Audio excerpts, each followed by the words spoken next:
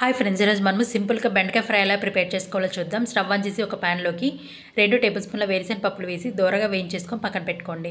ఇప్పుడు అదే ప్యాన్లోకి 2 table spoon oil వేయండి. ఆయిల్ వేడెక్కాక జీలకర్ర కట్ చేసి పెట్టుకున్న బెండకాయ ముక్కలు వేసేసి వీటిని హై ఫ్లేమ్లో 1 నిమిషం ఫ్రై చేసుకున్న తర్వాత ఫ్లేమ్ని మీడియంలో కన్వర్ట్ చేసేసుకొని కొద్దిగా పసుపు వేసి ఒకసారి బాగా కలిపేసుకొని మధ్య మధ్యలో కలుపుకుంటూ బెండకాయలు బాగా మగ్గనివ్వండి. ఇవి మగ్గేలోపు మనం ఫ్రై చేసి పెట్టుకున్న వేరుశెనగ పప్పులు పొట్టు తీసేసి ఒక మిక్సీ జార్లో వేసుకోండి. ఇందులోకి 2 టేబుల్ స్పూన్ల కొబ్బరి పొడి, 2 వెల్లుల్లిపాయలు, 1 టేబుల్ స్పూన్ కారం, కొద్ది ఉప్పు వేసి మెత్తగా మిక్సీ పట్టుకోండి.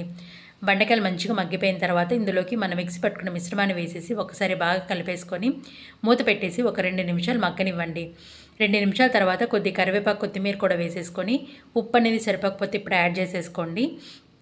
మూత పెట్టేసి మరొక నిమిషం ఉంచండి. 1 నిమిషం తర్వాత స్టవ్ ఆపేసుకొని సర్వ్ చేసేసుకోండి. ఇది రసం సాంబార్లోకి, సైడ్ డిష్కైనా, అన్నం చపాతీలోకైనా చాలా బాగుంటుందండి. ఒకసారి ఇలా ట్రై చేయండి. Thank you for watching. Please like and subscribe.